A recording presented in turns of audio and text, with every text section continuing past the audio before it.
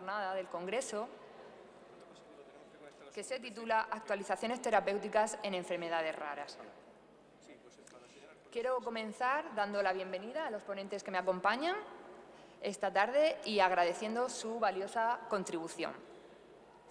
Tenía preparadas unas palabras, pero como, de nuevo, vamos con retraso, lo voy a cortar simplemente diciendo que si hay algo que caracteriza las terapias o tratamientos en enfermedades raras es que todavía son escasos y que es necesario la dedicación de muchos recursos para el desarrollo de nuevas terapias. Y así se lo plantea como objetivo el Consorcio Internacional de Investigación en Enfermedades Raras, IRDIC, que ya en 2011 se planteó como objetivo el desarrollo de 200 nuevas terapias, que cumplió 3 años antes de lo que ellos habían previsto, y ha planteado como nuevo objetivo para esta nueva década, desde 2017 a 2027, la aprobación de 1000 nuevas terapias en enfermedades raras, por lo cual tenemos mucho trabajo por delante, profesionales, investigadores, instituciones y gobiernos.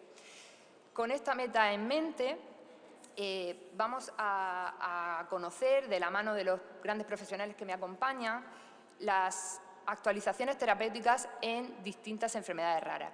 Así que, sin más demora, le voy a dar la palabra al primer ponente, el doctor Gonzalo Olivares Granados, que es jefe de servicio de la Unidad de Neurocirugía del Hospital Universitario Virgen de las Nieves en Granada, es coordinador también del CESUR de epilepsia refractaria en este hospital y también está adscrito al CESUR de trastorno del movimiento en dicho hospital. El tema que va a tratar hoy son los avances en el tratamiento quirúrgico de la epilepsia. Muchas gracias por la presentación, gracias al comité organizador por haberme invitado. Bueno, efectivamente, el Servicio de Neurocirugía del Hospital Universitario Virgen de la Nieve de Granada participa de 3 unidades de CESUR, porque hay que añadir la orden ministerial que salió hace 3 o 4 días y se ha añadido también la unidad de patología hipotalámica hipofisaria compleja. Entonces, es un servicio que está en una provincia, pero a pesar de eso, bueno, pues tiene 3 unidades de referencia para enfermedades que son poco frecuentes o necesitan una alta especialización. Bueno, yo voy a dar unas primeras palabras sobre qué es la epilepsia y algo sobre la cirugía de la epilepsia desde un punto de vista general. Hablaré de los principios de tratamiento, de la evaluación prequirúrgica. Muy brevemente comentaré algo sobre los resultados y las complicaciones. Sí me gustaría hacer hincapié desde un principio la infrautilización en la cirugía de la epilepsia, porque creo que es un concepto importante que todos, tanto profesionales como familiares y pacientes, debemos tener en cuenta, y un par de diapositivas sobre el futuro. Bueno, parece raro hablar de epilepsia en una reunión que tiene que ver con enfermedades raras o poco frecuentes, ¿no? Porque si se analiza globalmente la epilepsia, que como todos sabéis es un trastorno que se caracteriza por una predisposición a padecer crisis epilépticas. Esas crisis epilépticas en realidad son la manifestación clínica de una descarga anormal de un grupo de neuronas que están hiperexcitadas, ¿no? Pero si vemos las cifras globales, pues la epilepsia es un problema importante de salud pública, ¿no? La epilepsia afecta a todas las edades, quizá hay un pico más frecuente en relación a la infancia y también en relación a las personas de más edad, pero son cerca de 50 millones de personas las que tienen epilepsia en el mundo, ¿no? En España hay cerca de 400.000 epilépticos, ¿no? Y cada año se diagnostican en el mundo pues 2,4 millones de personas con epilepsia, ¿no? Entonces, el coste sanitario de la epilepsia es muy alto. Solo a nivel farmacológico es casi un 5% del presupuesto y el impacto es mucho mayor si se tiene en cuenta los costes indirectos, ¿no? Pero ¿por qué hablamos aquí de epilepsia? Porque, al igual que sucede con el cáncer o que sucede con la diabetes, probablemente la epilepsia no sea una enfermedad, y así lo hemos estado diciendo durante mucho tiempo, sino sea un conjunto de trastornos, un conjunto de desórdenes, y dentro de ellos se incluyen muchas enfermedades raras. Es decir, hay muchas enfermedades raras que, entre su sintomatología, tienen epilepsia. Y quizá aquí pues vemos el primer cambio de paradigma, ¿no? Porque ahora veremos en cuanto a los principios de tratamiento que la cirugía de la epilepsia va sobre todo buscando un foco que produce la crisis. Y muchas de estas enfermedades son enfermedades que afectan de una forma difusa a otros órganos, pero casi de forma completa al cerebro, ¿no? Y aquí pues, uno puede pensar que la cirugía está muy limitada. Pero nosotros tratamos con cirugía de la epilepsia amartomas hipotalámicos, tratamos con cirugía de la epilepsia síndrome de Ohtahara, tratamos con cirugía de la epilepsia Rasmussen, tratamos con cirugía de la epilepsia algunos casos de esclerosis tuberosa y así un largo etcétera. Y ahora explicaré un poco a qué se ha debido ese cambio de paradigma, ¿no? Bueno, no toda la epilepsia se controla con medicación, pero una gran parte de la epilepsia se controla con fármacos antiepilépticos. Aproximadamente se calcula que un 70%. Y la cirugía, sobre todo, entra en juego en aquellos casos en los que los fármacos no controlan las crisis de los pacientes, ¿no? Entonces, claro, una de las cosas que durante mucho tiempo se ha estado discutiendo es qué es realmente una epilepsia resistente a fármacos. Y los especialistas muchas veces no, sobre todo los neurólogos, ¿no? Yo soy cirujano, pero los neurólogos, que son los que están en primera línea de batalla, pues muchas veces no han estado de acuerdo en considerar que es una epilepsia resistente a fármacos. Depende de la gravedad de la crisis, del número de fármacos que se utilicen, pero ya la Liga Internacional contra la Epilepsia en el año 2010 pues propuso una definición que es la que se utiliza hoy en día y que básicamente considera una epilepsia fármaco-resistente cuando hay un fracaso de dos fármacos, es decir, no estamos hablando de 30 fármacos ni de todos los que existen en el mercado antes de pasar a la cirugía de la epilepsia, ya se ha utilizado de una forma secuencial o de una forma simultánea. Bueno, si utilizamos esta definición, pues aproximadamente un 40% de las personas que tienen epilepsia no pueden controlar sus crisis con medicación y entrarían dentro de este grupo de epilepsia fármaco-resistente. Bueno, la cirugía de la epilepsia es muy antigua.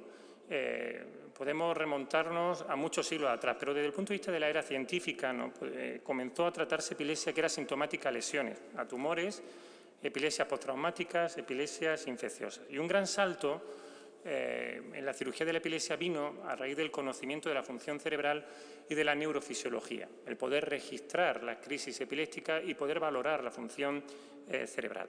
Y había dos grupos, sobre todo, un grupo en Canadá con Painfield y un grupo en París con Mancot y Talarat, que fueron los que pusieron en marcha la investigación del cerebro destinado sobre todo a la cirugía de la epilepsia, el conocimiento de las funciones cerebrales. Y el otro gran salto que se ha producido tiene que ver con la neuroimagen y concretamente con la resonancia magnética, pero también otro tipo de imagen, de medicina nuclear, etcétera, que nos permiten ver mucho mejor el cerebro y sus posibles lesiones.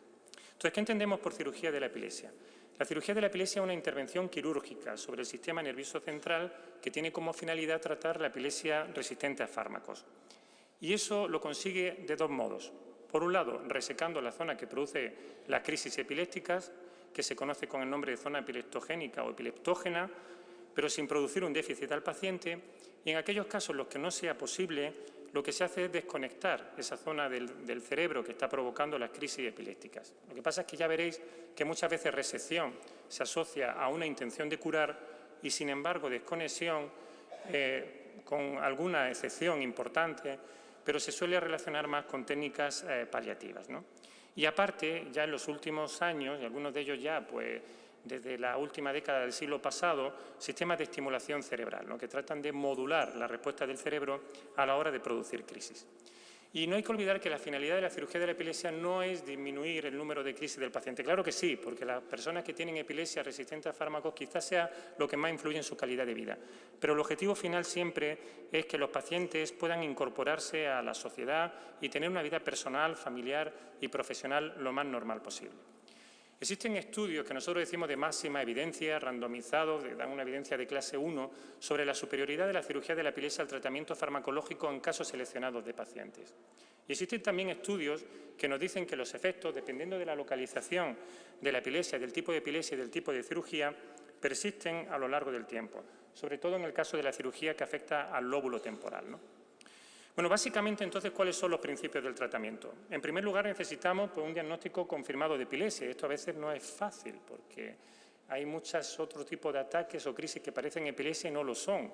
Muchas veces el pasar a un paciente al vídeo EEG no tiene solo una finalidad desde el punto de vista de preparación quirúrgica. Yo extrañaría saber la cantidad de pacientes que llegan al vídeo EEG que son resistentes a fármacos y que realmente no han tenido ni tienen epilepsia, ¿no?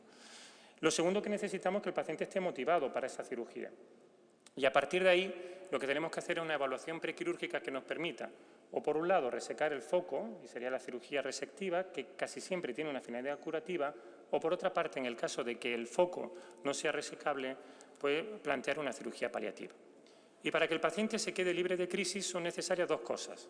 Primero, que eliminemos el área que origina las crisis, pero por otra parte que eliminemos también el área que muchas veces está cercano, que tiene el potencial de originar las crisis.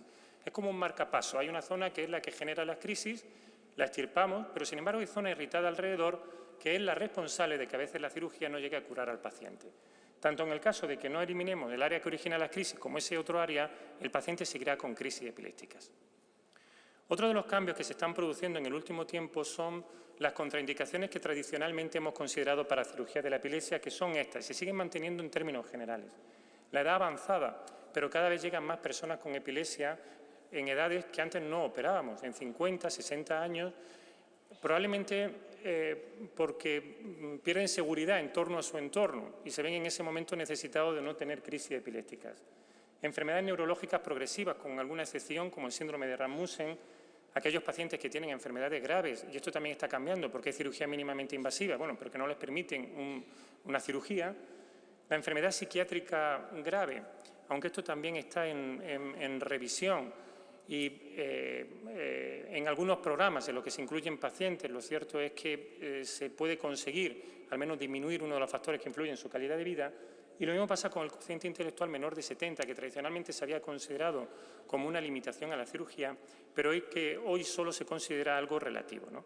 Entonces tenemos la epilepsia, que es muy frecuente en diferentes tipos de enfermedades. Luego hay epilepsia refractaria, que es la resistente a fármacos, y muchas enfermedades raras cursan con epilepsia refractaria. Y luego tenemos un subgrupo dentro de ese paciente que son los que se pueden tratar con cirugía. Y a estos pacientes les sometemos a una evaluación prequirúrgica para identificar el área que produce las crisis y, por otra parte, para tratar de saber si ese área está relacionada con zonas que nosotros llamamos locuentes del cerebro que no podemos extirpar, como zonas relacionadas con el lenguaje o con la movilidad. Y esto pues es una labor detectivesca, porque la zona que tenemos que resecar no está pintada de color, sino que tenemos que hacer de detectives. Y si resulta que cuando el paciente tiene crisis, previamente tiene una aura que es una alucinación visual, pues debe estar cerca de la corteza sensitiva visual a nivel occipital. Y eso es lo que se conoce con el nombre de zona sintomatogénica. Y si en el electroencefalograma tenemos una zona donde parece que hay descargas anormales, pues es la zona irritativa, ¿no? Y todo eso es como si fuera un diagrama de Venn y al final, con toda una serie de exploraciones que realizamos para determinar todas esas zonas, es cuando obtenemos la zona que nosotros creemos que si quitamos al paciente quedará libre de crisis. Esa es la zona epileptógena. Y para eso es necesario que participen pues, muchos profesionales. Por eso estas unidades son unidades multidisciplinares.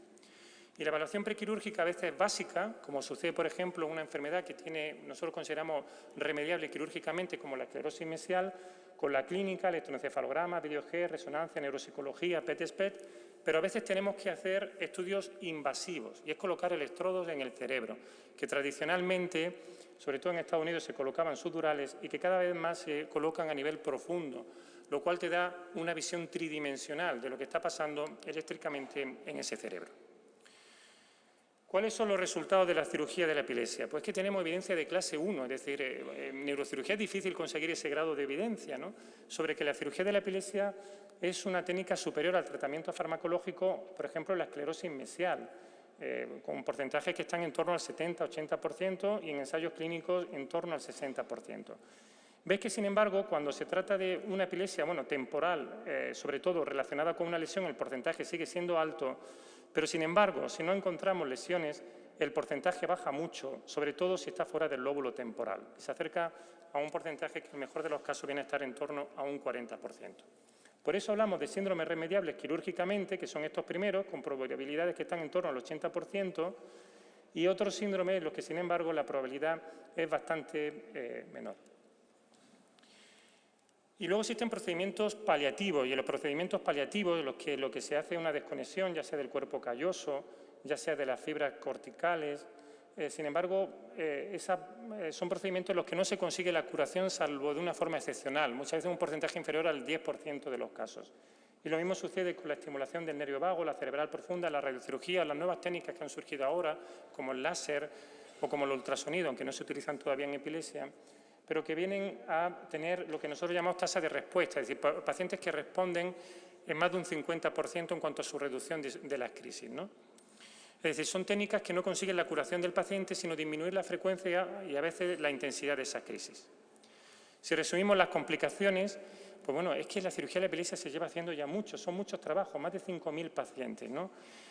En algunas revisiones. Y las complicaciones, la mayor parte de ellas son reversibles, relacionadas con la propia cirugía, fístula de líquido, problemas en la herida quirúrgica, y complicaciones neurológicas, el porcentaje es realmente bajo, ¿no? Alteraciones visuales, en realidad yo no lo considero una complicación porque se refiere a algún tipo de epilepsia temporal que pasan por al lado, pues las fibras que se encargan de las radiaciones ópticas, ¿no? Y el paciente puede tener un problema visual, pero un problema que ya sabíamos de antemano, es decir, no es que sea una complicación en sí. Bueno, ya voy poco a poco finalizando, pero hablar de la infrautilización de la cirugía de la epilepsia. Existen ya estudios que nos dicen que la cirugía de la epilepsia no solo es eficaz, sino que además es eficaz si se hace temprano, ¿no?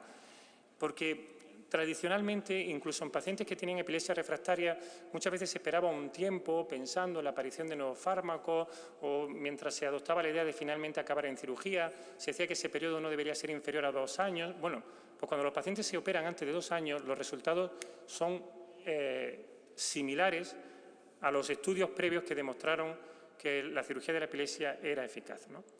Y sin embargo, los pacientes, como antes he estado viendo en relación al estudio genético, nos llegan tarde. La media para llegar a un paciente a una unidad de cirugía de la epilepsia son 17 años.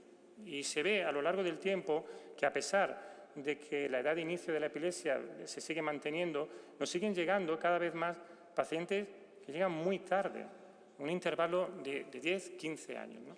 Entonces, claro, y eso sucede también en Estados Unidos, donde se ve que el número de hospitalizaciones, incluso de estudios, aumenta, pero sin embargo la cirugía permanece básicamente sin moverse en cuanto a sus cifras, ¿no? ¿Y eso por qué, no?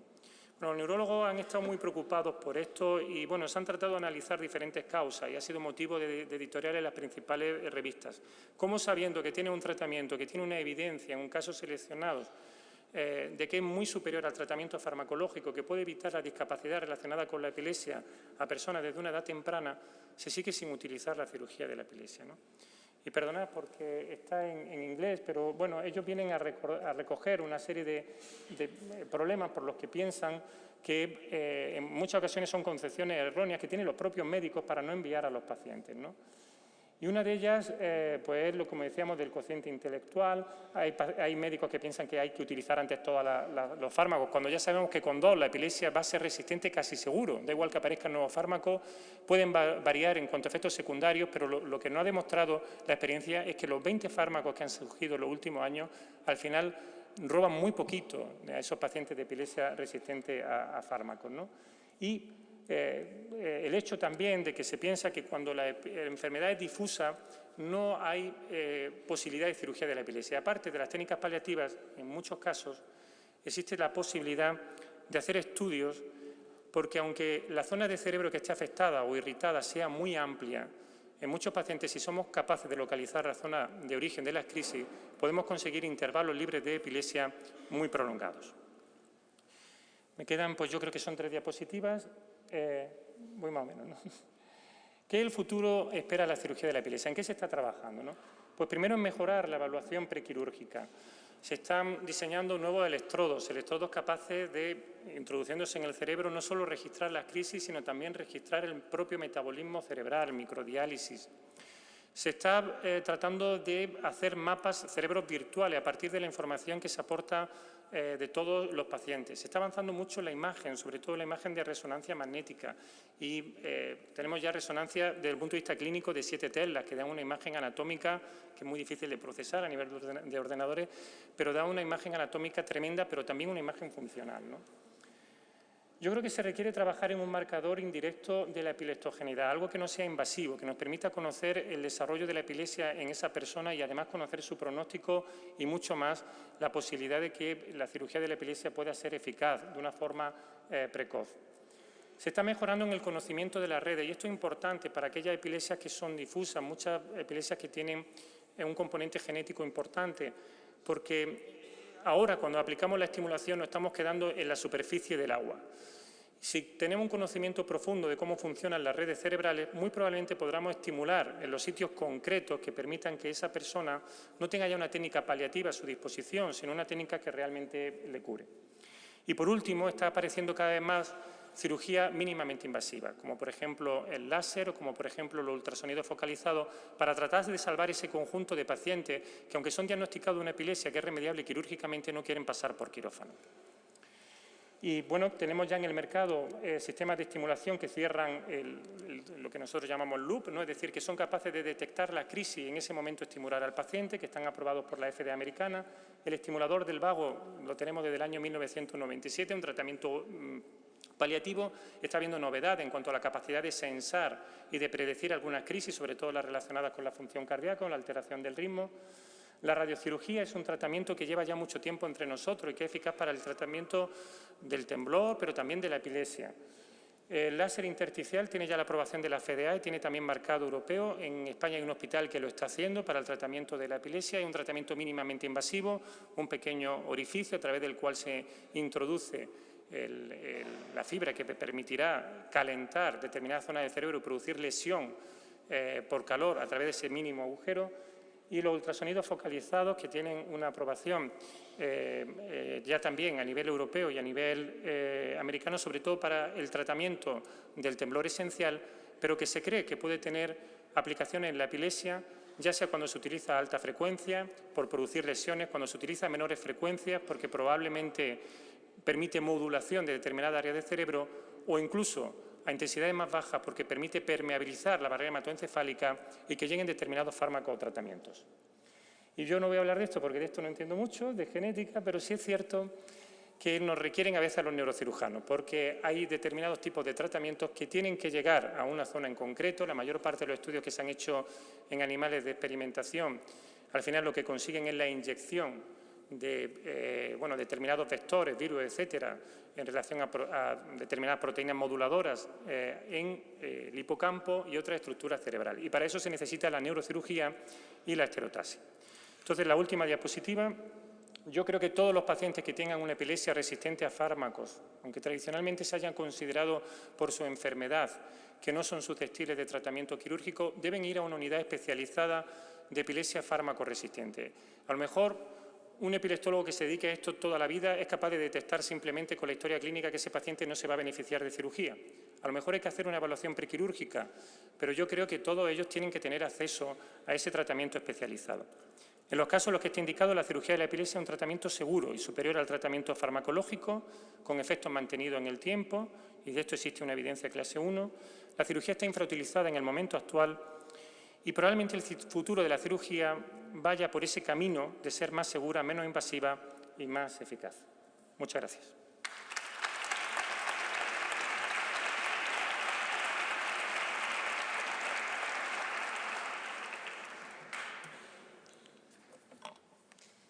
Muchas gracias por cumplir rigurosamente con el tiempo establecido. Y voy a dar paso a la segunda ponencia de esta mesa, que corre a cargo de la doctora Alejandra Darling, que es neuropediatra especialista en paraparesias y atasias en el Hospital Sant Joan de Déu de Barcelona y está especializada en trastornos del movimiento, con experiencia en el manejo integral y multidisciplinario y en el uso de terapias avanzadas para pacientes con compromiso motor severo.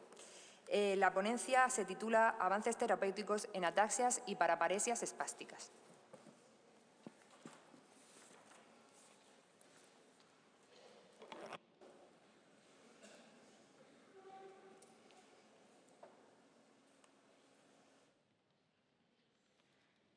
Vale. Bueno, buenas tardes. Ante todo, muchas gracias por haberme permitido compartir este momento. Bueno, es un tema que me gusta y algunos temas especiales que voy a recalcar que son tal vez mis favoritos dentro de ataxias y otros trastornos. Entonces, la titulé así, pero bueno, va a ir cambiando, acorté un poquito por los tiempos. Ataxias progresivas y no progresivas, que es una de las formas de clasificar las ataxias en pediatría. Yo soy neuropediatra, así que voy a hablar de las ataxias en pediatría y algo de avances en tratamientos en algunos trastornos. Este es el sumario, que es lo que iremos recorriendo. Para introducir un poco, porque hay distintos públicos, ataxia por definición es una falta de coordinación, esto lo sabrán, es una dificultad para realizar una correcta coordinación del movimiento y del equilibrio, y además hay una falta de control muscular, sobre todo con el movimiento voluntario. Esto se manifiesta con un habla que es enlentecida, un habla muy particular que la reconocemos, una inestabilidad en la marcha, una alteración de la motilidad ocular, una incoordinación. y lo importante y lo que tiene que quedar claro es que es un signo clínico. Es que es un signo clínico, no es un diagnóstico en sí. Entonces decimos, tiene una ataxia, pero muchas veces la ataxia no es la ataxia sola y va acompañada de distintos signos. Entonces, otra de las formas de clasificarlas es en genéticas o adquiridas, y nos vamos a centrar fundamentalmente hoy en las ataxias de causa genética. Esto solamente para recordar, cuando hablamos de ataxia, la mayoría la relacionamos asociada a una disfunción del cerebelo, que es esa estructura que está debajo del cerebro. Tiene dos lóbulos, una parte central que se llama dermis y está muy relacionada con estructuras como ganglios de la base que regulan también el movimiento y con el sistema piramidal que es lo que nos da el tono. En general podemos decir que hay dos tipos de ataxia, la ataxia cerebelosa cuando se altera sobre todo el cerebelo o la ataxia sensitiva, que es cuando se altera la propiocepción, la percepción normal de nuestro cuerpo en el espacio, que eso tiene que ver cuando hay una neuropatía, por ejemplo, o un trastorno en la médula espinal. Entonces, siempre que hay ataxia, miramos otras cosas, sabemos que el habla puede estar alterada, puede haber disfagia también, en algunas puede haber cardiopatía, siempre miramos corazón, problemas osteoarticulares pueden ir asociados, como escoliosis, por ejemplo, el temblor generalmente está asociado y muchas veces hay trastornos oculares, que puede ser trastorno en la motilidad ocular o a veces también se acompañan de una alteración del nervio periférico.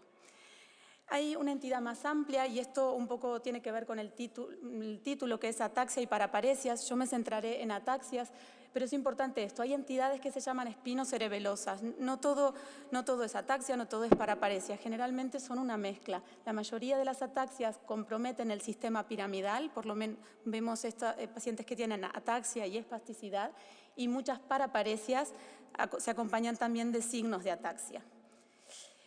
En pediatría a veces es difícil de diagnosticar y los pacientes llegan a la consulta un poco tarde porque al inicio pueden ser difíciles de diagnosticar.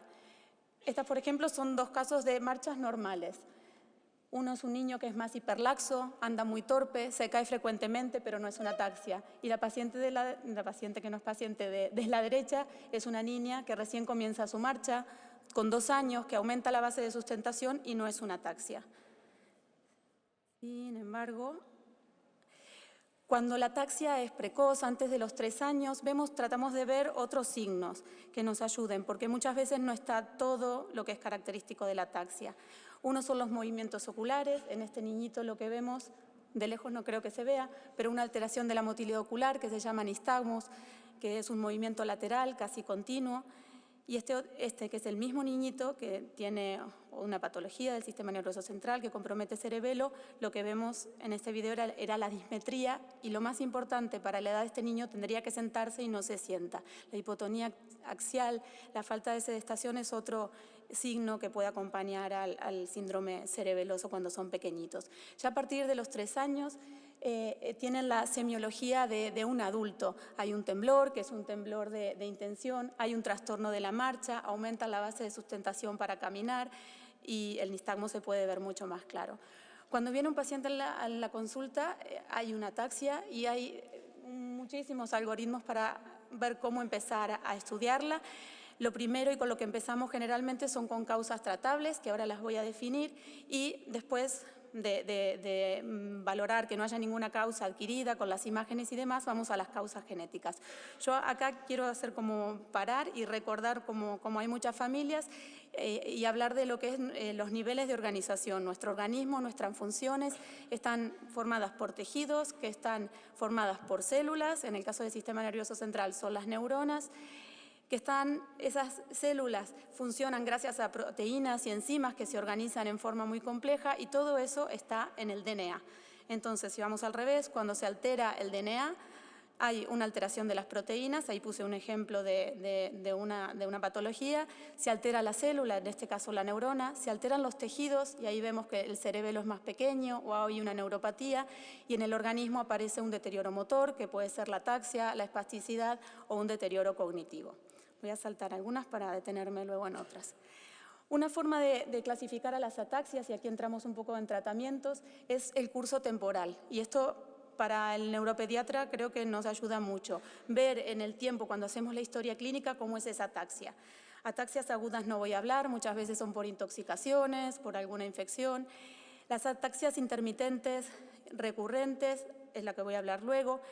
Esta la voy a saltar, que me gusta mucho, pero a lo que voy con esta, es que por eso la puse, es que es muy importante en las ataxias saber el curso natural de la enfermedad, porque si vamos a hablar de tratamientos y sobre todo ahora lo nuevo que se viene, que son ensayos clínicos, tenemos que saber el curso normal, porque si no, no sabemos de qué estamos hablando. Por eso nosotros en las consultas tratamos de aplicar escalas que son difíciles, a veces son difíciles de interpretar, pero en ataxias, por ejemplo, tratamos de siempre tomar una escala. La que usamos, por ejemplo, una escala de severidad de ataxias es el SARA, es fácil de tomar y nos da un número, o por lo menos objetiva, la severidad de la ataxia en la visita. Y ahora sí, empiezo un poquito a hablar de tratamientos, que es el tema. El tratamiento de las ataxias episódicas. Ataxias episódicas o recurrentes son pacientes que generalmente de base pueden tener una clínica que es muy leve, a veces solamente pueden tener un nistagmos, a veces es una mioquimia, que son unos movimientos involuntarios de pequeños grupos musculares. Y lo que tienen son crisis de ataxia, como crisis de borrachera, que pueden durar de minutos a horas. Y generalmente se deben a una alteración de los canales, que pueden ser de potasio o de canales de calcio. Y generalmente esos canales están expresados en las neuronas del cerebelo, que son estas células de Purkinje. Y en esas crisis, esos canales están discoordinados y disparan, entonces generan toda esta inestabilidad. Para estas hay tratamientos. Los tratamientos en este tipo de ataxias que se deben a estos problemas en el canal de potasio y de calcio tienen que ver con fármacos que actúan sobre otros canales y los regulen y disminuyen la frecuencia de crisis. Eso es bastante conocido y a veces se proponen otros fármacos más.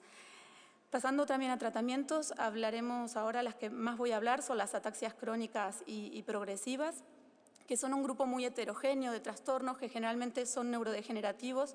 La genética es muy heterogénea, las formas de herencia pueden ser muy variables, dominantes, recesivas, ligadas al X, puede haber también patología mitocondrial, por DNA mitocondrial, y el curso es muy variable. Hay formas que comienzan desde el inicio, desde que los niños son muy pequeñitos y no se pueden sentar, y hay algunas formas que están genéticamente determinadas, pero comienzan más tarde, en la adolescencia o incluso en la adultez, y tienen una evolución más estable. Generalmente, y la que me voy a centrar en la ataxia de Friedreich, es una ataxia que es recesiva y es más rápidamente progresiva.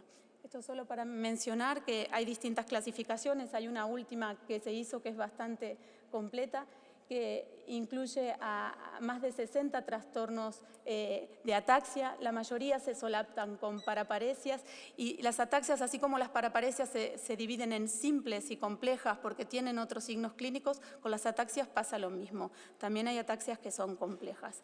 Esta la voy a saltar, me gusta mucho porque habla de la fisiopatología. Vamos a hablar después de algunos genes, pero es importante, más allá de saber el nombre del gen, dónde está actuando, qué mecanismo de la célula se está alterando, porque eso dependerá del tratamiento. Esto solo para mencionar, hay lo que se llaman revisiones sistemáticas. Cuando nos podemos estudiar tratamientos de ataxias, hay muchos y nos perdemos. Hay algunas revisiones que tratan de ver si, por ejemplo, las terapias farmacológicas comparadas con tratar o con algún tratamiento alternativo mejoran o no los síntomas motores de la ataxia. Lo mismo tratan de ver las intervenciones quirúrgicas o intervenciones como la rehabilitación y con la estimulación magnética transcraneal. Este artículo, por ejemplo, se plantea estas preguntas y algunas de las respuestas son bastante limitadas, nos sirven más los no que los sí. El riluzole, por ejemplo, que es un fármaco que a veces se recomienda para la ataxia de Friedreich, pero no está en uso rutinariamente, podría funcionar para algunos tipos de ataxia, pero también en un tiempo limitado. Esto es porque el tiempo de valoración de estos fármacos no tienen un seguimiento prolongado. Esto tiene que ver con el diseño de ensayos clínicos. Vimos que la diferiprona, que es un quelante del hierro, luego podemos comentar, empeora los signos de ataxia. Esto es tal vez porque sigue progresando la enfermedad y no es efectivo. El litio no mejora la ataxia. Lo que vemos es que los datos en general son insuficientes, no son muy sólidos. La rehabilitación sí, según esta revisión, una revisión intensa de 4 semanas sí mejoraría la ataxia y la funcionalidad. Esta revisión es muy útil en el sentido que también nos dice qué medicaciones no tienen evidencia suficiente para ser indicados, y hay una lista muy grande. Este estudio es de Estados Unidos. El primero que aparece, por ejemplo, es la idebenona. Y la idebenona en España nosotros sí la solemos utilizar para la ataxia de Friedreich, porque hay algunos estudios que dejan la puerta abierta que la idebenona puede mejorar la función cardiológica. Y esto es más esperanzador, creo, y esto es lo que siempre buscamos cuando empezamos a estudiar una ataxia, que son las ataxias que son tratables. Hay ataxias que son por déficit de vitamina E o una beta-lipoproteinemia que mejora con la administración de vitamina E. Y son muchas veces parecidas a enfermedades degenerativas. La ataxia por vitamina E es parecida al inicio a una ataxia de Friedreich. Puede haber, bueno, aparte puede haber retinopatía, la neuropatía, pueden ser similares. Lo mismo pasa con la ataxia por déficit de vitamina B12, más del adulto, por déficit de gluten, la xantomatosis cerebrotendinosa. Todos estos tienen tratamientos. Yendo a la ataxia de Friedreich, me voy a centrar un poco aquí porque hay muchos tratamientos, hay como un auge de tratamientos nuevos. Representa el 25% de las ataxias recesivas. Esto solo para mostrar que hay una revisión y se proponen muy diversos tratamientos. Lo mismo pasa con la revisión previa. No todos hay una evidencia muy fuerte, por eso tampoco los tienen todos los pacientes. Hay algo prometedor que es nuevo, que es el tratamiento con la omaveloxolona. Esto es algo nuevo, hay un ensayo piloto de pocos pacientes y lo más probable que haya un ensayo clínico con este fármaco. Es un activador de un factor de la transcripción, que lo que haría sería aumentar la expresión de la proteína que está faltando, que en la ataxia de Friedreich es la frataxina, que es una proteína que tiene diversas funciones en la mitocondria. Esto es un estudio un poquito más antiguo, pero tiene valor y también explica por qué algunos pacientes toman tiamina, que es vitamina B1.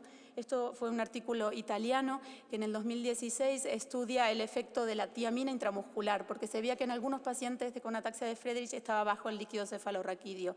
No hay demasiada evidencia. Aquí la tiamina la usaban en forma intramuscular, pero muchos pacientes que conocemos con ataxia de Friedreich en la consulta, un poco por iniciativa propia, sabemos que la toman, pero tampoco no hay una evidencia clara. Hay una cosa que usamos mucho, creo que se mencionó en alguna charla, que seguramente lo conocen, cuando queremos saber si hay algún tratamiento para alguna patología, además de estudiar todo lo que hay, usamos mucho esta página que son Clinical Trials, ¿no? Que son una página donde todos podemos ver los ensayos clínicos que hay, los que están en curso, los que cerraron, los que están reclutando pacientes, porque ya lo sabemos, en enfermedades raras los ensayos clínicos son, digamos, la promesa de un tratamiento, como comentaron otros compañeros. Entonces, para el caso de ataxia de Friedreich hay muchos que están viniendo. Me voy a centrar en dos que sabemos que uno que se está haciendo y uno que está por venir. Una es con nicotinamida, que es una proteína, la vitamina B3, que tiene una función que modela lo que se llama la histona desacetilasa, que es una enzima, que si recuerdan lo que son las histonas, son unas proteínas que tienen que ver con la compactación del DNA. Entonces, al intervenir sobre esa compactación del DNA, lo que haría sería mejorar, no sabemos bien el mecanismo, la expresión de la frataxina. Pero bueno, sería vitamina B3, que tiene pocos efectos adversos y hay estudios que muestran cierta seguridad. Y esto es un estudio que lo va a lanzar lo que se llama el EFAX. Nosotros en el hospital formamos parte, es el Consorcio Europeo de Ataxia de Friedreich, y lo va a hacer en distintos países de Europa, creemos que en octubre o noviembre, y será para pacientes adultos. Esto es lo mismo. En un estudio en marcha que estamos haciendo en el hospital, incluimos a varios pacientes con ataxia de Friedreich que es mayores de 12 años, era el criterio de inclusión. Es con un fármaco que se llama leriglitazone, es un metabolito de la pioglitazona. La pioglitazona no tenía muy buena prensa, había efectos adversos. Este derivado tendría más seguridad y lo estamos probando en pacientes, todavía no podemos dar resultados. Y la terapia génica. La terapia génica es algo que se viene por cuestiones técnicas. En la terapia génica en ataxia de Friedreich es dificultosa por el tamaño del gen y otras situaciones, pero es algo que se está haciendo, pero de momento solamente en modelos animales. Hay un grupo de trastornos neurodegenerativos que que se solapa con ataxias, con paraparesias, y son los grupos de NBIA, que son patologías que se asocian con depósitos de hierro en ganglios de la base, que muchas veces a futuro lo que vemos es una distonía parkinsonismo por alteración de la vía nigroestriatal. Voy un poco a eso porque me pareció interesante. Hace muy poquito se publicó este artículo de algo que se venía leyendo, pero no en forma tan integral. Este artículo, que es muy nuevo, es de octubre de ahora, del 2019, describe en los trastornos neurodegenerativos una nueva forma de muerte celular, que la llaman ferroptosis, que tiene que ver con disminución con aumento de radicales libres, disminución de antioxidantes. Esta ferroptosis es distinta a la apoptosis, que es otra forma de muerte celular que tiene asociada a otras proteínas como las caspasas. Pero esta muerte celular tiene que ver con peroxidación de lípidos e inflamación. Y esto un poco viene a explicar cosas que veíamos viendo. Por ejemplo, en distintos trastornos que tienen que ver con lípidos, vemos imágenes, que ahora vamos a ver algún ejemplo, de depósitos de hierro a nivel de ganglios de la base, cosa que se ve en otras enfermedades neurodegenerativas del adulto, como Alzheimer, Parkinson, y otras. Pero me pareció interesante traerlo, más que todo porque al conocerse este mecanismo se están buscando tratamientos en estas vías finales de la neurodegeneración. La mayoría son antioxidantes, análogos de vitamina E, ferrostatinas, lipoxatatinas o lípidos deuterados, que muchas veces lo indicamos en nuestros pacientes con este tipo de enfermedades degenerativas. Esto es un poco para hacer hincapié que es importante conocer, conozco el gen, pero conocer qué está haciendo la célula para poder intervenir. Y voy a dar un ejemplo. Por ejemplo, este ejemplo es una paciente que es de esta región, de la región de Murcia. Tiene una mutación en un gen que se llama FA2H, que es una forma de paraparesia. Primero se conocía como una paraparesia, como la paraparesia número 35. Luego se conoció el gen y luego se conoció que había depósitos de hierro cerebral. Y esto altera una enzima que tiene que ver con la oxidación de ácidos grasos y tiene que ver con... Al disminuir esta enzima, disminuye la producción de hidroxiefingolípidos. Si conocemos un poco la bioquímica, los hidroxiefingolípidos son los componentes principales de las membranas de mielina. Entonces, en este trastorno lo que vemos es que la mielina se degenera. Esto es el ejemplo, estos son niñitas, todos los videos es con autorización de las familias, porque en esta niñita en particular muestro un poco el video. Son pacientes que son graves, inicialmente tenían un trastorno, hablo en plural porque la hermana tiene la misma afectación, pero son niños que hasta los 4 años tenían un desarrollo normal, a los 4 años comienzan con un trastorno de la marcha, a los 5 años vemos signos de ataxia, de espasticidad, a los 6 años pierden la marcha autónoma, a los 8 años aparece una atrofia del nervio óptico, y a los 9 años la conocemos con estos signos de diplejía, de ataxia y además algo de signos parkinsonianos, porque son niñas que tienen mucha lentitud. Estas pacientes en general todos tienen atrofia del cerebelo y alteración de la sustancia blanca, porque ya vimos que se alteraba la sustancia blanca, y también neuropatía porque se altera la vaina de mielina de los nervios. 2 minutos te quedan. Sí. Conociendo la fisiopatología, lo que hicimos en estos pacientes, en este caso dimos ácido nicotínico, nicotinamida también. Y si bien es muy poco tiempo, ahora el tiempo que lo llevan, en las escalas no han mejorado en forma tan importante en cuanto a los números, la familia ve mejoría en cuanto a la energía, en cuanto a la voluntad para hacer algunas actividades. Y nosotros lo vimos en la consulta, pero es algo difícil de medir. Hay otro ejemplo, voy a dar solamente un ejemplo, también con algo mínimo de intervención de tratamiento. Estas dos son niñitas que las conozco de hace mucho tiempo, tienen una enfermedad que es por una alteración de una fosfolipasa, que con el tiempo, lo vemos, sonreían, se movían, pero con el tiempo pierden esta capacidad. No hay movimientos voluntarios, pierden la expresión. Es lo que para nosotros en pediatría hablamos de tal vez como de un parkinsonismo infantil o un síndrome hipocinético. En estas niñitas también, por la fisiopatología, se asocia también a degeneración de las vías nigroestriatales. Dimos levodopa, que es algo muy sencillo de dar, y cambió mucho la actitud. Es verdad que en las escalas no mejora en forma impresionante, pero la familia y nosotros también estamos muy contentos, gesticulan más, responden con sonidos y para esto creemos que es importante. Voy a saltar un caso. Estos son los tratamientos que se están ensayando para esta enfermedad. Me parece interesante esto, pero voy a seguir. Sí, como era, sin 2 minutos para no agobiar, creo que voy a seguir. Yo luego seguí hablando de las ataxias no progresivas. En las ataxias no progresivas, de momento, no hay tratamientos activos. Hay un caso esta es una ataxia por una mutación en un gen que se llama ITPR1, que creemos que está infradiagnosticado. En el hospital, en muy poquito tiempo detectamos a 10 pacientes. Es una forma de ataxia no progresiva. Son niños que comienzan con un retraso psicomotor y de a poco la ataxia va mejorando. Hay una alteración de canal de calcio y una atrofia de cerebelo. De momento no hay tratamientos, pero creemos que pronto va a haber algo que actúe sobre estos canales. Y de estos no voy a dar bueno, mira, 2 palabras solamente porque por lo importante que llegara a un diagnóstico genético y molecular. Estos son 2 hermanos, son 2 pacientes con una afectación muy distinta, que también con muchos años de buscar el diagnóstico y de encontrar un perfil de cialotransferrinas que están alterados, pero no encontrábamos la genética con el tiempo y porque mejoraron las técnicas también. Además de este perfil de cialotransferrinas alterado, encontramos una variante en este gen que se llama SLC.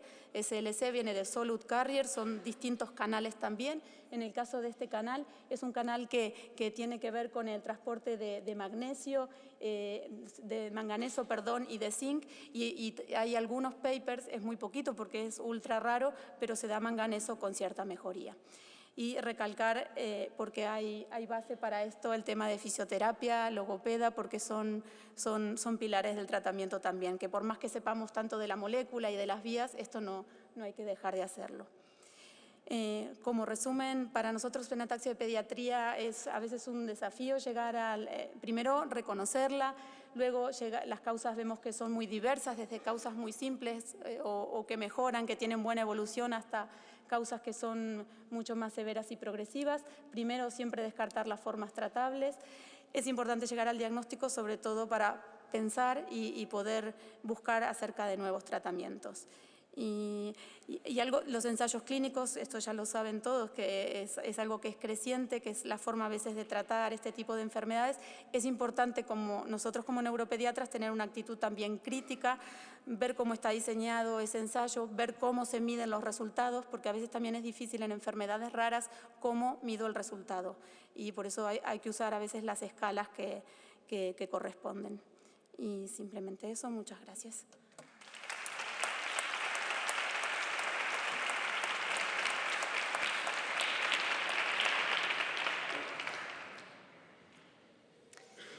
La siguiente ponente de la mesa es la doctora Elena Arana Martín Bejarano, que es médico especialista en cirugía plástica, estética y reparadora y ejerce como jefe clínico de la unidad de cirugía plástica pediátrica en el Hospital Universitario Vall d'Hebron de Barcelona. Su actividad asistencial presta especial atención y dedicación a los campos de las malformaciones vasculares, epidermolisis bullosa, entre otras enfermedades, y hoy nos va a hablar de la técnica del lipoinfiltrado enriquecido con células madre en el tratamiento de la hemiatrofia facial progresiva.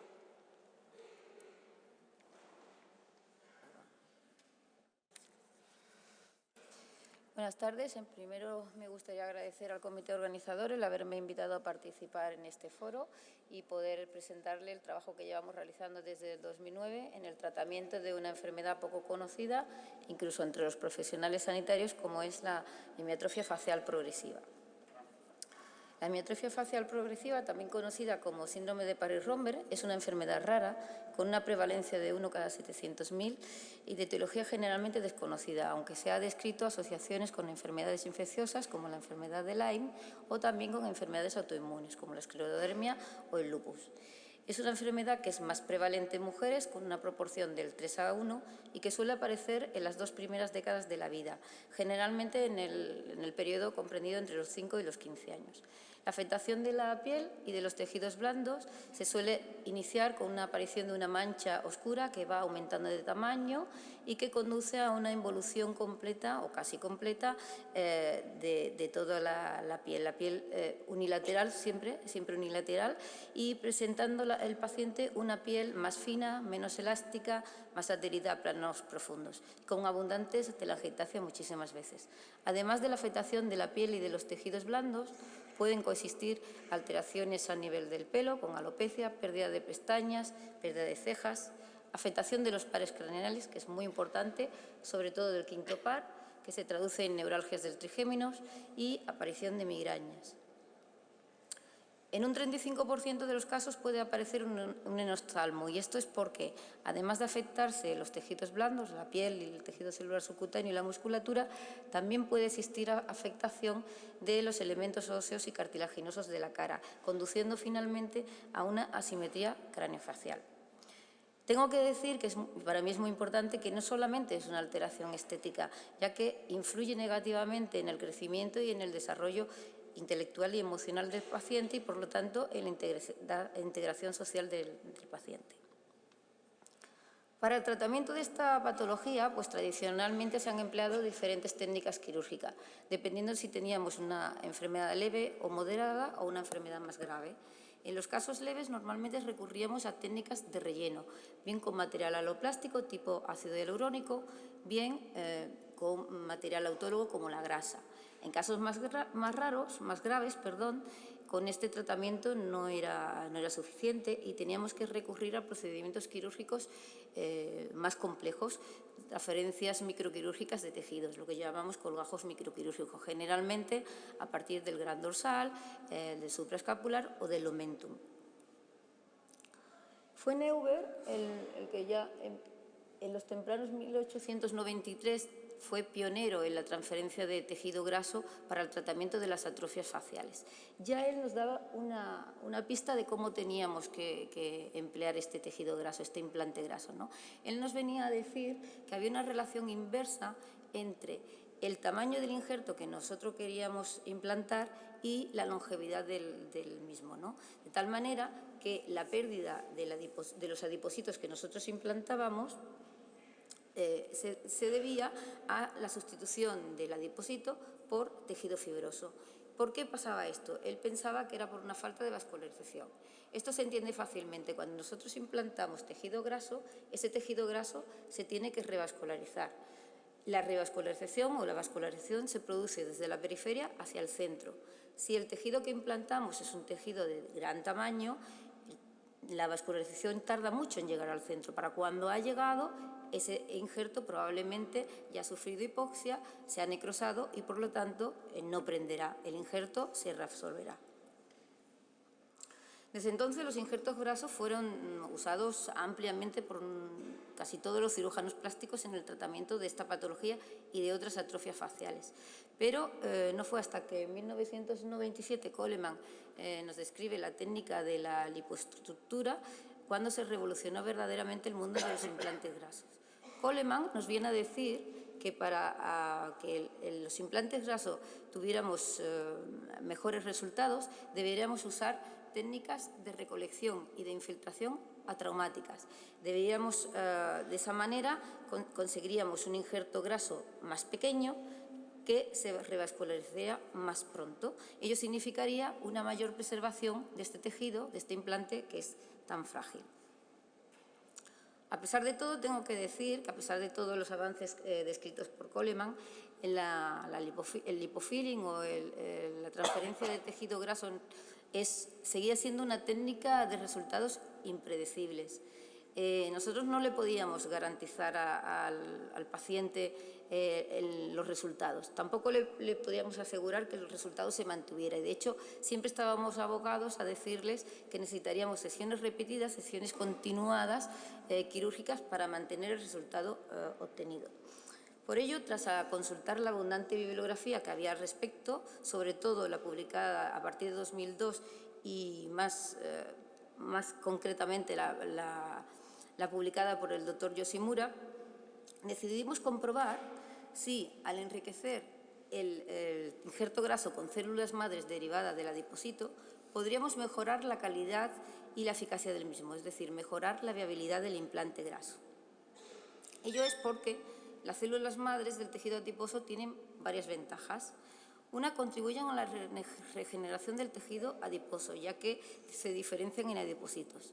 La otra sería que promueven la angiogénesis, mediante la diferenciación en células endoteliales y también la liberación de factores de crecimiento angiogénito, en respuestas a lesiones como, por ejemplo, la hipoxia. Así pues, nuestra hipótesis de trabajo fue que el injerto graso enriquecido con células madres propias del tejido adiposo conformaría un pseudoimplante orgánico de gran efectividad, ya que, por un lado, el injerto se nevascularizaría más rápidamente y, por tanto, se integraría más fácilmente, asegurando la viabilidad del injerto y la permanencia del mismo a lo largo del tiempo. Por otro lado, creíamos que contribuiría a mejorar la vascularización de la dermis donde se implantaba, mejorando así su trofismo. Nosotros empezamos a realizar este procedimiento en 2009, como ya he dicho, y obteníamos el tejido graso y las células madre a través de, primero, una liposucción convencional. En el mismo acto quirúrgico, después de realizar la liposucción, obtendríamos las células madres derivadas del tejido adiposo tras un proceso de digestión enzimática que ahora explicaré, procediendo a mezclar todo, tanto la grasa obtenida como las células madre obtenidas también de la grasa, en un sistema cerrado y enriqueciendo de esa manera el injerto, que ya estaría listo para ser usado. Aquí les voy a detallar un poco más concretamente la técnica. La liposucción la realizábamos con un paciente bajo anestesia general, con cánulas muy pequeñas de 2-3 milímetros, romas atromáticas y sin aplicar anestésicos locales, para no perjudicar la vitalidad de los adipocitos, ya que está descrito que los anestésicos locales pueden llegar a ser citotóxicos. Por otra parte, se aconsejaba que de preferencia la zona donante fuera la zona abdominal, ya que hay muchísimos estudios que indicaban que el porcentaje de células madres en esta zona, en la zona abdominal baja, es bastante más rico que en otras, en torno a un 5% en la zona abdominal, mientras que en zonas como los muslos y la cadera está en torno a un 1%. Después de realizar la liposucción, procederíamos a hacer el decantamiento de este lipoaspirado, ¿no? De esta manera, ¿qué conseguiríamos? Pues conseguiríamos separar el tejido en dos fases. La fase líquida, que nosotros vamos a desechar, que está compuesta por el líquido de la lipoinfiltración, por células inflamatorias y por células hemáticas. Esto no nos vale y, por lo tanto, lo desechamos. Y la fase grasa, que es lo que vamos a usar. Para obtener las células madres del tejido adiposo, el volumen mínimo del lipoaspirado debía de ser de 250 centímetros cúbicos. Y esto por una razón muy sencilla. La mitad de este volumen que habíamos conseguido la tenemos que procesar para obtener las células madres. Esto se hacía, o se hace, mejor dicho, en un sistema cerrado y estéril, un sistema cerrado, lo que llamamos el sistema Celution, que tras lavados repetidos, movimientos continuos y digestión enzimática con tripsina, conseguía por fin separar las células madres del tejido graso. Al final, con la mitad del lipoaspirado que habíamos conseguido, conseguíamos solo un concentrado líquido de 5 centímetros cúbicos. Y en ese concentrado es donde estaban todas las células madre que a nosotros nos interesaban. Aquí vemos cómo extraíamos las células madres después de todo el tratamiento de esa mitad del lipoaspirado. Una vez obtenida del tejido graso lipoaspirado las células madre, tendríamos que proceder a mezclarla con el resto de la grasa que nosotros habíamos sacado, una vez que esta grasa también la habíamos decantado. Esto también lo hacíamos en el sistema Celution, es ese sistema cerrado que les he descrito. Ya tendríamos, por lo tanto, el injerto listo para ser usado. En la cara se aconseja inyectarlo con agujas de calibre pequeño y con jeringas también de volúmenes pequeños.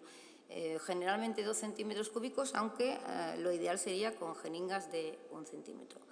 Nuestros primeros resultados nosotros los publicamos en el 2013 y a partir de ahí la verdad es que nos dimos cuenta que la técnica tenía diferentes problemas, diferentes hándicaps y decidimos hacer una mejora de la técnica.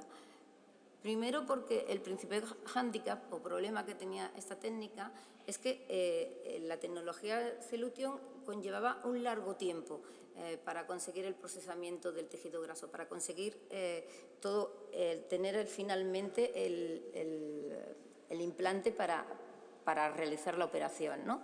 Por ello, desde 2013, una vez obtenidas las células madre con el sistema Cellution, procedíamos a mezclarlas con la grasa restante en una membrana, en la membrana PureGraft, que es un sistema de lavado y filtrado, para que me entiendan, similar a cómo funciona una diálisis, ¿no?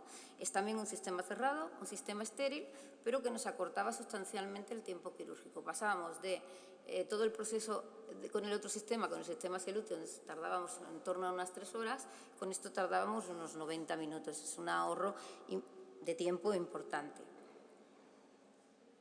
Hasta la fecha, nosotros hemos tratado con esta técnica 14 pacientes en edad pediátrica y 10 pacientes en edad adulta.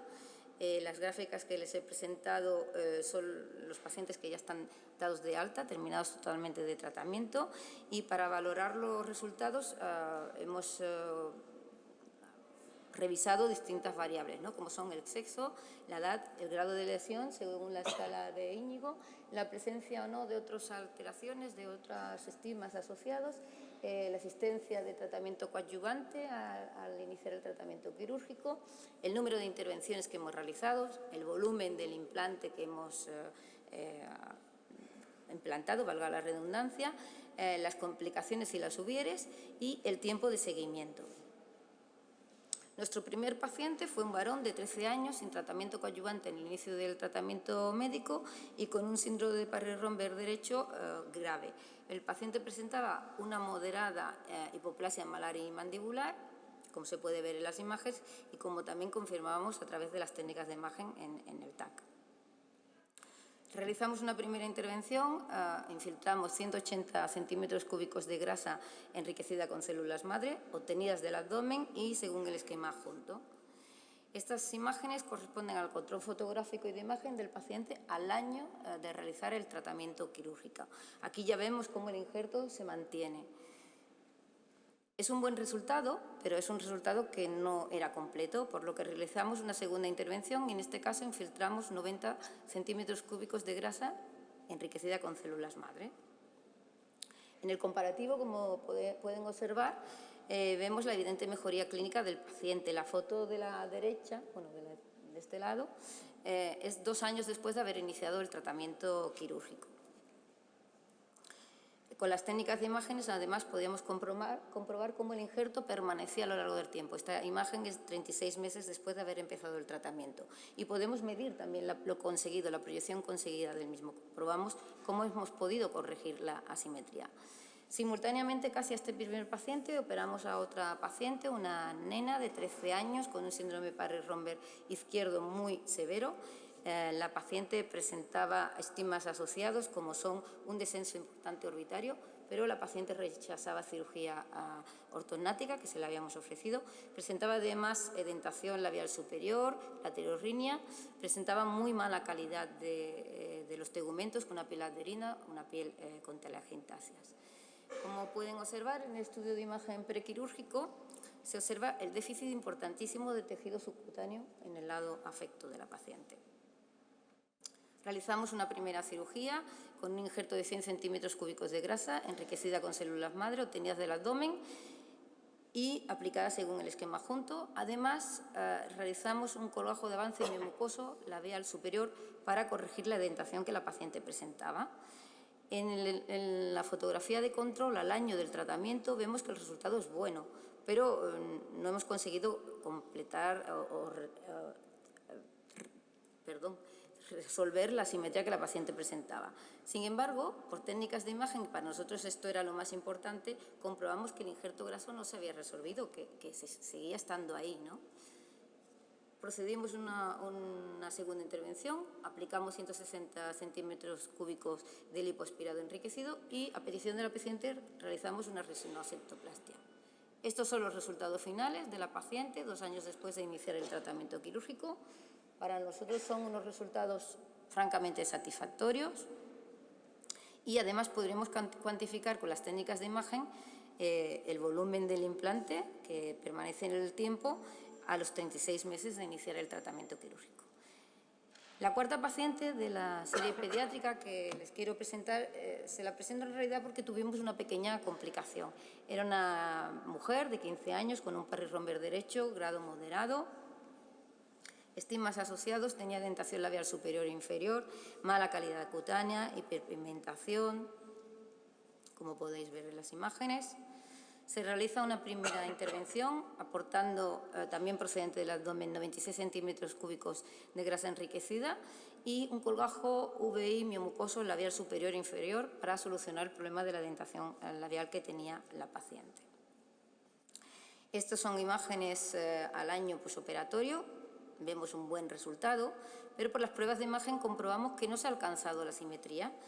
Además, si seguimos mirando las pruebas de imágenes, detectamos también la aparición de un nódulo infrapalpebral derecho.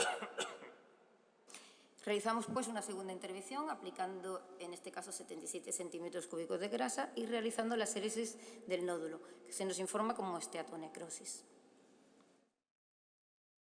Al año de la intervención, subjetivamente podemos observar una marcada simetría de las facciones de la paciente, que además podremos objetivarlo mediante la medición del panículo graso en el TAC de los 2 años de la primera EQ. Se pueden observar clarísimamente cómo las mediciones son prácticamente simétricas, en el lado sano y en el lado afecto. La comparativa final con los resultados, para nosotros bastante buenos. El último paciente que les quiero presentar ya fue tratado con la modificación de la técnica, que ya les he comentado, es decir, extracción de las células grasa, de las células madre del tejido adiposo mediante el sistema Cellution y mezcla en la membrana Pure Graft. Es un paciente varón de 14 años con un Parry-Romber izquierdo grave. El paciente presentaba una hipoplasia malar y mandibular muy importante y edentación labial. Se le aconsejó prótesis mandibular, el paciente lo rechazó. Además, este paciente tenía la peculiaridad de que había sido tratado en su comunidad de origen con un injerto graso a los 13 años que se le había resolvido completamente antes de los 6 meses del tratamiento. Realizamos una primera intervención con 96 centímetros cúbicos de grasa enriquecida y colgajo miomucoso labial superior para corregir la dentación. Al estudio de imagen, al año, vemos la ganancia del tejido graso, pero como podéis observar en las mediciones, pues se está lejos de conseguir la simetría. Por lo tanto, realizamos una nueva intervención. En este caso, aplicamos 68 centímetros cúbicos de grasa enriquecida, todo tomado del abdomen. En un nuevo control por TAC, constatamos el aumento de grosor del panículo graso con una, en este caso, ya bastante buena corrección de la simetría. También podemos observarlo en la comparativa fotográfica. Para concluir, me gustaría trasladarle la experiencia de mi grupo de trabajo en estos años. Nosotros hemos aprendido que debemos de realizar el tratamiento siempre que la enfermedad esté estabilizada y, a ser posible, sin tratamiento inmunosupresor y sin tratamiento corticoideo acompañante. También hemos pensado, y lo hacemos así, de hecho, que debemos, en el mismo acto quirúrgico, aportar todos los conocimientos que tengamos para mejorar el aspecto del paciente. Es decir, debemos acudir a emplear todas las técnicas quirúrgicas que el paciente pueda precisar. Si necesita una rinocectoplastia, una rinocectoplastia. Si necesita un implante, un implante. Si necesita un colgajo, un colgajo. Todo lo que sea posible, aunque son técnicas secundarias. Lo principal en el tratamiento es la lipoinfiltración con células madres, grasa y enriquecida con células madre. Hemos aprendido también a valorar si necesitamos una intervención o más de una.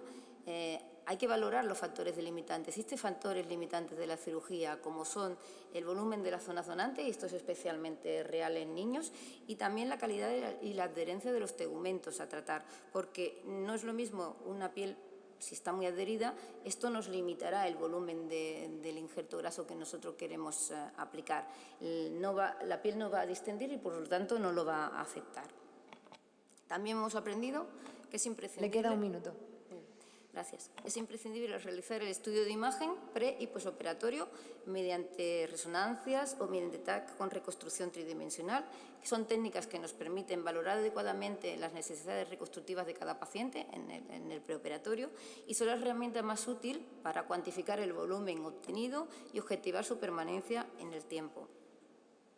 Como mensaje final, me gustaría concluir diciéndoles que para nosotros el infiltrado de grasa enriquecida con células madre es el gold estándar en el tratamiento de estos pacientes con enfermedad de Parry-Romberg, ya que nos permite la restauración de la volumetría y de la simetría facial, además de conseguir una mejora importante del aspecto de la piel tratada.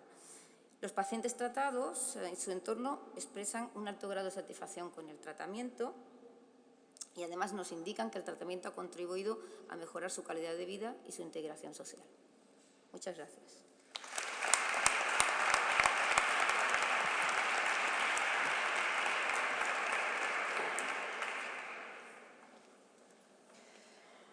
Para la última intervención de esta mesa nos acompaña el doctor senador Morán Sánchez, que es facultativo especialista de área del servicio digestivo del Hospital Universitario Santa Lucía de Cartagena, del que fue jefe de servicio entre los años 2009-2017, y que va a abordar desde su dilatada experiencia la ponencia titulada La colangitis biliar primaria, una enfermedad con nuevas dianas terapéuticas.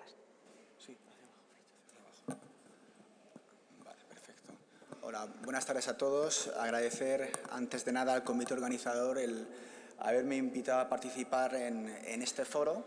Y bueno, voy a hablar de la CBP, de la colangitis biliar primaria. A partir de ahora me referiré a ella como CBP. Realmente, además de ponerles en situación y darles unas pinceladas de lo que es la enfermedad, sí me gustaría poner de manifiesto que ejemplifica lo que una enfermedad con una prevalencia baja, una enfermedad rara, con una buena investigación y con el reconocimiento de buenas dianas terapéuticas, puede revertir su historia natural. Comentarles que bueno, yo soy digestólogo, llevo la consulta monográfica de hepatopatías y la primera vez que tuve contacto con un paciente con CBP fue hace 20 años en la unidad de trasplante hepático del Hospital Universitario Virgen de la Risaca. Claro, mi percepción de la enfermedad en este momento, con la paciente a la que tuve que atender, pues era que la CBP era una enfermedad grave. Era una enfermedad que ocasionaba unos problemas y un impacto muy importante en este paciente. En los años posteriores cambié de hospital y bueno, procedí a seguir atendiendo a pacientes con hepatopatía, pero ya dentro de una consulta de otro ámbito, de una consulta monográfica de hígado.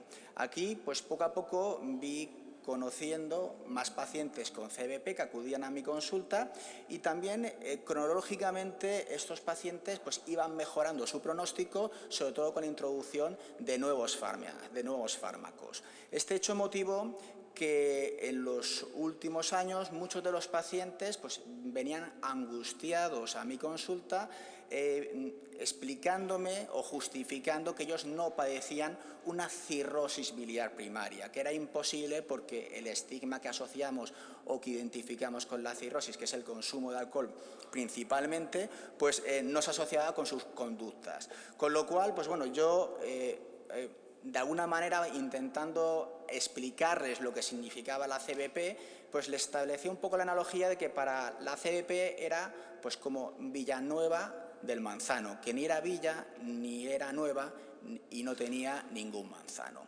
Con esto los pacientes de alguna manera pues se tranquilizaban, se calmaban y de alguna manera iban asumiendo poco a poco el nombre de esa enfermedad.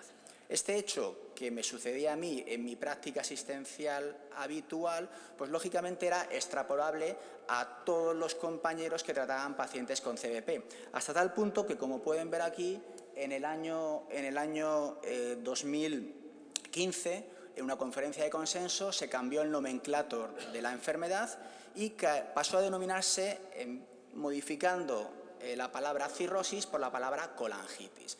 La palabra colangitis, de alguna manera, refleja de manera mucho más fiel lo que es la enfermedad, puesto que hace referencia a su patogenia. Por lo tanto, a partir del 2015, como pueden ver, la cirrosis biliar primaria, la cirrosis de ese primer paciente con el que tuve contacto en la unidad de trasplante hepático, pasó a denominarse colangitis, respetando así el acrónimo de CBP. Bueno, comentarles que la CBP es una enfermedad autoinmune.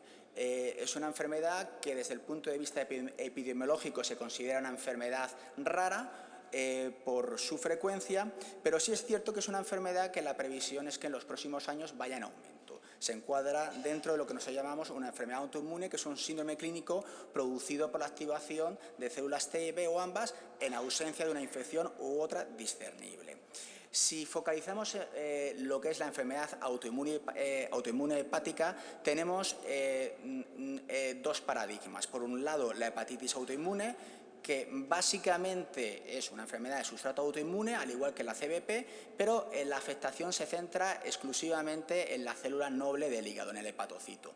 Mientras que la CBP es el paradigma de las enfermedades colestásicas hepáticas. Es una enfermedad autoinmune, pero la gran diferencia es que la lesión se asienta sobre el epitelio, sobre el canalículo biliar, lo cual condiciona o le confiere unas características muy peculiares definitorias de la enfermedad. Es decir, la CBP, además de tener las características de una hepatopatía, tiene todas aquellas características clínicas derivadas de la colestasis, del acúmulo de bilis.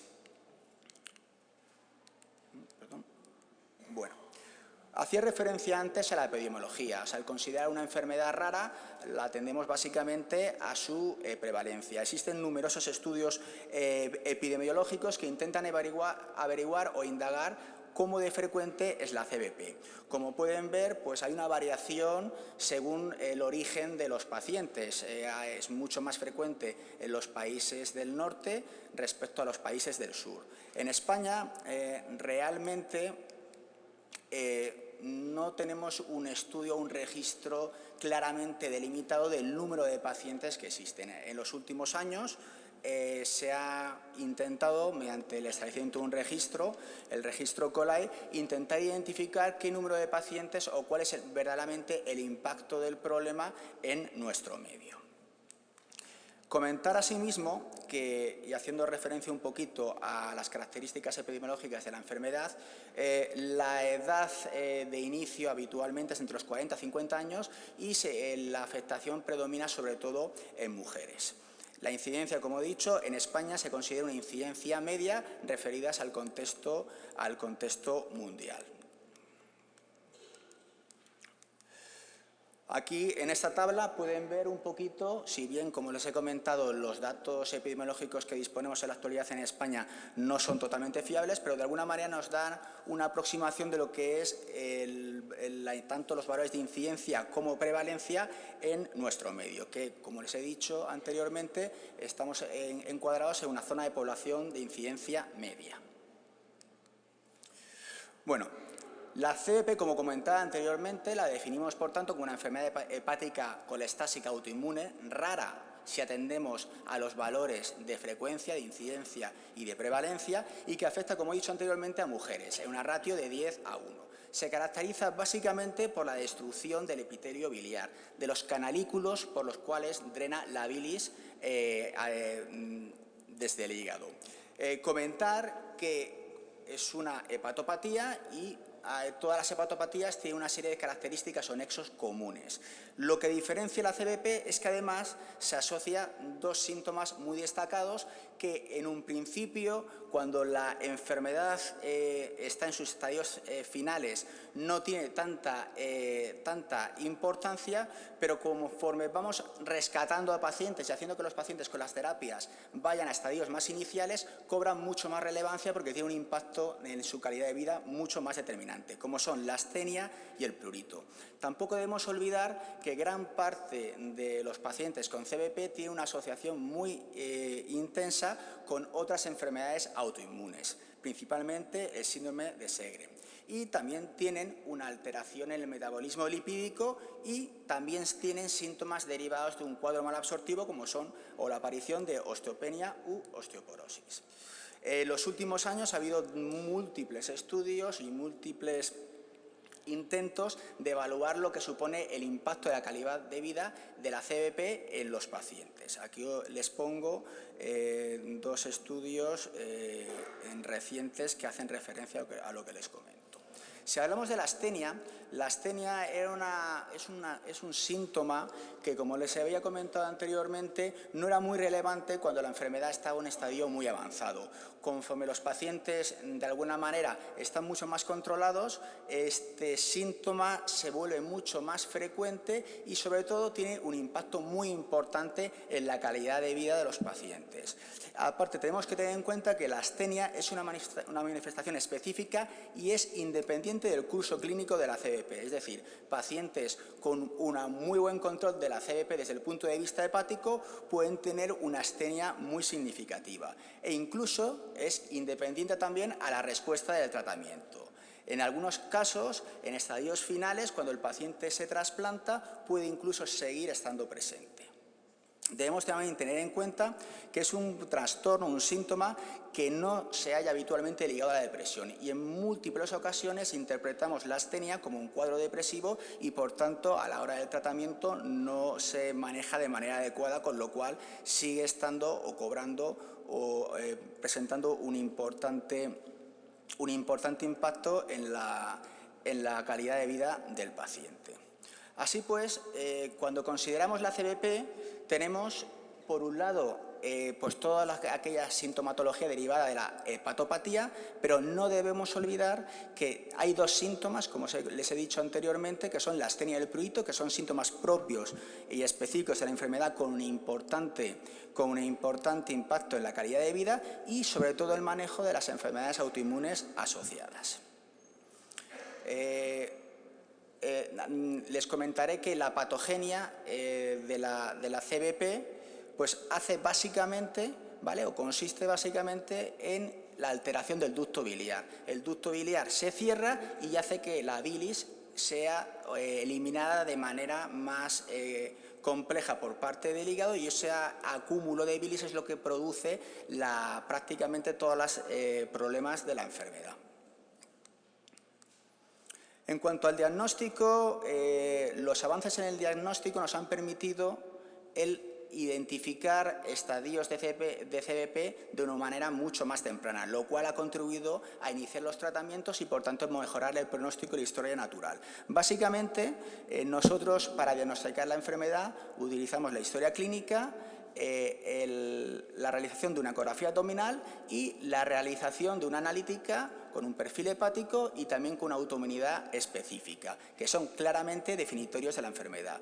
En la mayor parte de los casos, simplemente con esos dos escalones son suficientes para llegar a un diagnóstico definitivo y no se realiza o no se precisa de exploraciones complementarias. Por ejemplo, la biopsia hepática, que para otras hepatopatías resulta imprescindible a la hora de plantear o llegar a un diagnóstico, es prácticamente irrelevante a la hora de plantear el diagnóstico con la CBP. En esta diapositiva les reflejo un poquito lo que son los diferentes estadios de la enfermedad. En el lado izquierdo pues son los estadios más iniciales y en el lado derecho ven pues una imagen de una cirrosis, ¿de acuerdo? Esto lo que era de alguna manera el nomenclato de la enfermedad cuando se denominaba cirrosis biliar primaria, pues prácticamente agrupaba a todos los pacientes con cirrosis biliar primaria en el estadio 4. Y, como veremos posteriormente, la mayor parte de los pacientes están en los otros estadios, que son estadios que no tienen una cirrosis y, por tanto, pues, tienen un pronóstico mucho mejor. En cuanto a la historia natural, comentarles que si se ven en el diagrama, la mayor parte de los pacientes los diagnosticamos en una fase preclínica o silente. Esta fase preclínica o silente, básicamente, los pacientes lo único que expresan es una alteración en la autoinmunidad, ¿de acuerdo? No tienen en ningún momento ningún dato clínico. Posterior a la fase preclínica o silente, que puede durar más de 10 años, pasamos a la fase asintomática, en la cual ya sí detectamos gran parte de las anormalidades analíticas que podemos observar en esta enfermedad. Y es en este punto preciso donde habitualmente llegamos al diagnóstico de la enfermedad, con las elevaciones propias y específicas. Tanto en la primera fase preclínica como en la fase asintomática son momentos en los cuales los tratamientos que disponemos en la actualidad, si se aplican, pueden revertir y modificar la historia natural de la enfermedad. Lógicamente, aquella paciente que les comenté que vino a la consulta en la unidad de trasplante hepático, vino en una situación, en una fase que nosotros llamamos ya avanzada, una situación en la cual pues, hace 20 años no disponíamos de las herramientas diagnósticas y terapéuticas que disponemos en la actualidad y bueno, comentarles que prácticamente, como veremos en las siguientes diapositivas, todo esto ha modificado la historia natural de la CBP y ha hecho que es extremadamente raro detectar o identificar pacientes con CBP en la actualidad en estadios avanzados. En cuanto a las variantes clínicas, también comentarles que la mayor parte de los pacientes presentan lo que nosotros llamamos la CBP típica, es decir, son pacientes que de alguna manera se identifican o se diagnostican en estadios iniciales y la virulencia de la enfermedad es una virulencia baja, es decir, que con los tratamientos aplicados prácticamente no evolucionan a estadios más avanzados de la enfermedad. Sí es cierto que hay un porcentaje de pacientes, aquellos sobre todo en relación con los síndromes de superposición, en relación con la hepatitis autoinmune, o sea, pacientes que comparten características de ambas enfermedades y también una variante que se llama la variante ductopénica, que responden o que tienen un curso mucho más agresivo. Estos pacientes responden de una manera mucho menos eficaz a los tratamientos convencionales y, afortunadamente, en los últimos años, con la introducción de nuevos fármacos, pues hemos podido rescatar a muchos de estos pacientes y conseguir que tengan respuesta. A pesar de ello, hasta el 30% de los pacientes pueden tener una forma agresiva de la enfermedad que puede desembocar en un estadio avanzado de hepatopatía. Esto simplemente es para ejemplificar pues, el impacto que tiene la CBP en los datos del trasplante hepático. Estos son datos del registro, como ven, del registro español del año 84 hasta el 2016. Y como pueden observar, la CBP ocupa el 6º lugar como indicación de trasplante primario. Es decir, es una enfermedad hepática que, a pesar de ser una enfermedad considerada como rara en cuanto a incidencia y prevalencia, es una enfermedad que sí ha tenido una indicación muy importante en cuanto a trasplante. Pero si observan este otro diagrama, estos son datos del registro europeo y ven, va desglosado por años.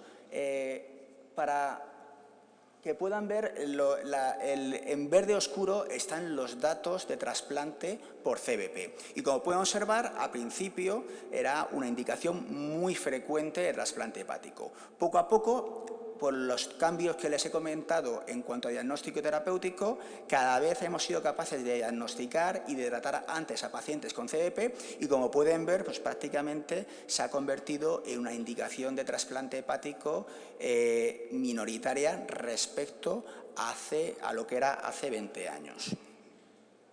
¿Y cómo tratamos la CBP? Pues tratamos la CBP con fármacos y estos fármacos, y es un dato importante, si presentan una respuesta adecuada al tratamiento, son fármacos que modifican la historia natural de la enfermedad y que hacen que los pacientes afectos de esta patología tengan el mismo pronóstico de supervivencia y de vida que cualquier otro paciente, que la paciente de la población general. Lógicamente... Tiene 2 minutos. ¿2 minutos? Sí. Vale. Bueno, a pesar de esto, un número considerable de pacientes continúa teniendo una respuesta inadecuada al tratamiento de primera línea, que son prácticamente un 40%. Hacer énfasis que en el manejo tanto de la astenia como de las enfermedades autoinmunes asociadas son parcelas de la terapia, parcelas de la enfermedad que antes no se tenían en cuenta, puesto que todos nuestros esfuerzos iban enfocados a tratar la hepatopatía.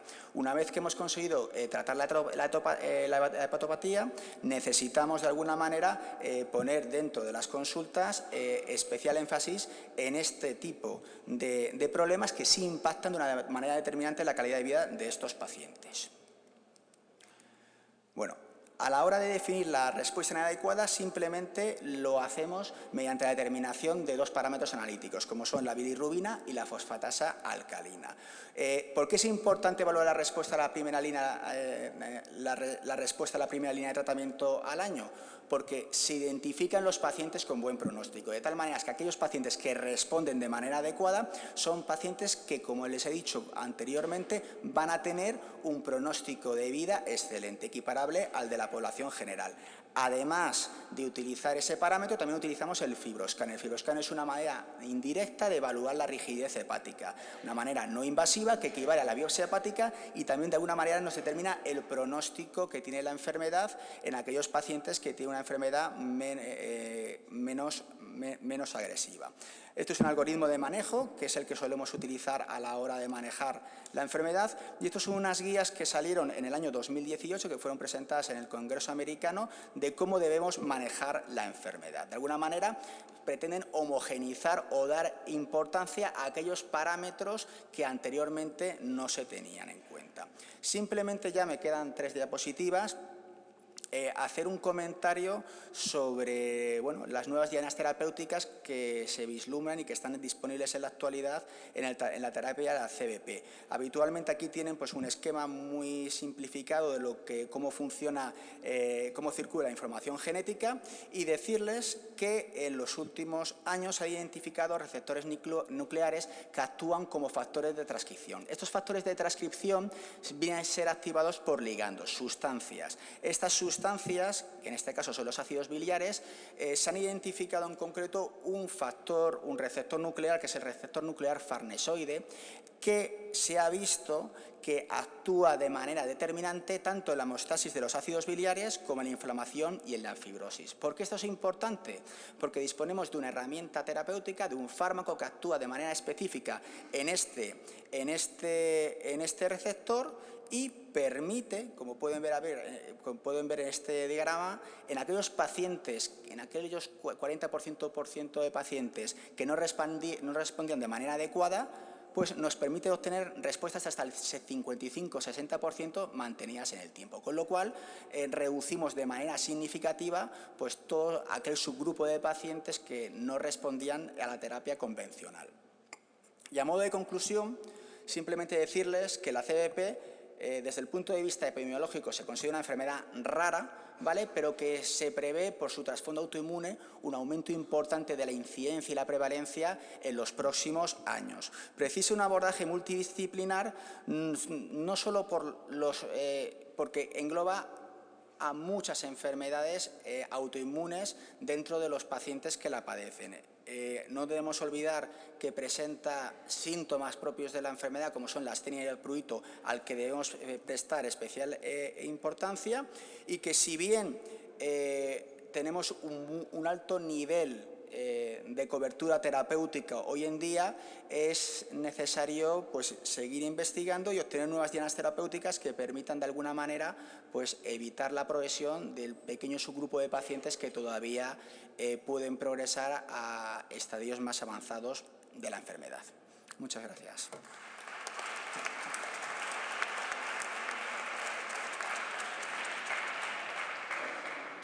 Desafortunadamente, como hemos empezado con retraso y para no demorar el inicio de la siguiente mesa redonda, me han indicado desde la organización que no va a haber turno para preguntas, pero los ponentes estarán disponibles al finalizar para aquellos que lo deseen. Así que doy por finalizada la mesa y muchas gracias por vuestra atención.